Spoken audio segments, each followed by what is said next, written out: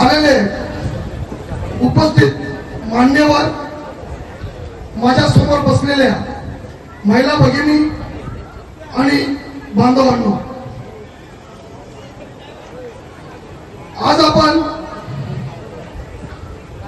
लोकमाता राजमाता अहिल्याबाई होळकर यांच्या जयंतीनिमित्त इथे आलेलो आहोत.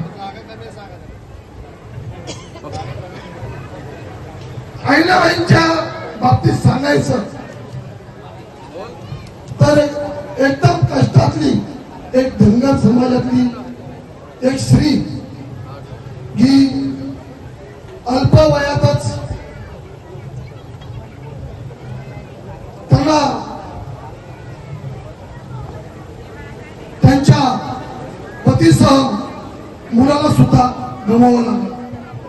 मित्रांनो, सोंडी या गावात जन्मलेल्या अहिल्याबाई यांना पहिल्यापासूनच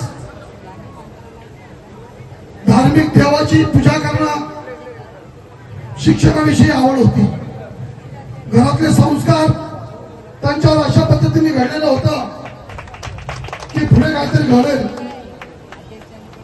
हे मल्हारराव होळकरांनी सांगलेलं होतं की एक स्त्री, एक मुलगी, संस्कार स्त्री आपल्या घराण्याची सून व्हावी. आणि अल्पवयातच मल्हारराव होळकरांनी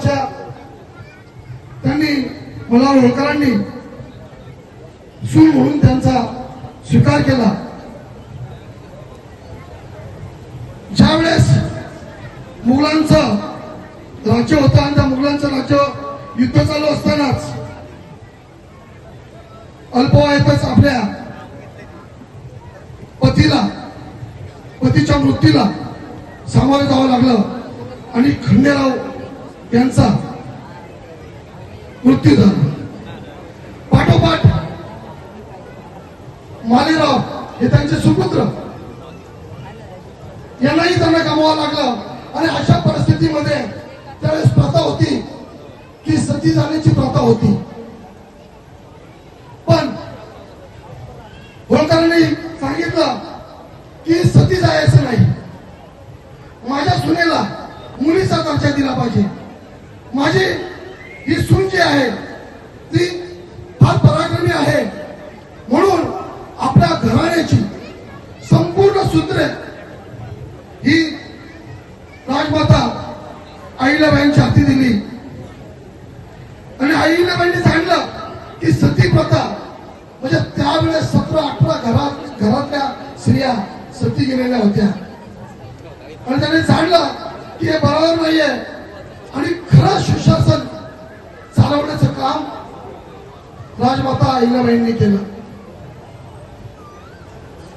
तुम्ही 12 ज्योतिर्लिंग पाहिली असतात, त्यावेळेस जपण्याचं काम, ती मंदिरं बांधण्याचं काम, म्हणजे केदारनाथ असो, बद्रीनाथ असो, विश्वेश्वराचं मंदिर असो, कोकणस्थ असणारी जेवढी आपली मंदिरं आहेत ते जोपासण्याचं, ते बांधण्याचं काम अहिल्याबाईंनी केलं. अहिल्याबाईंच्या विषयी इतिहास सांगा तेवढा कमी आहे, पण खरं सांगायचं की शासन काय असावं, शासन कसं असावं ते अहिल्याबाईंकडून शिकावं.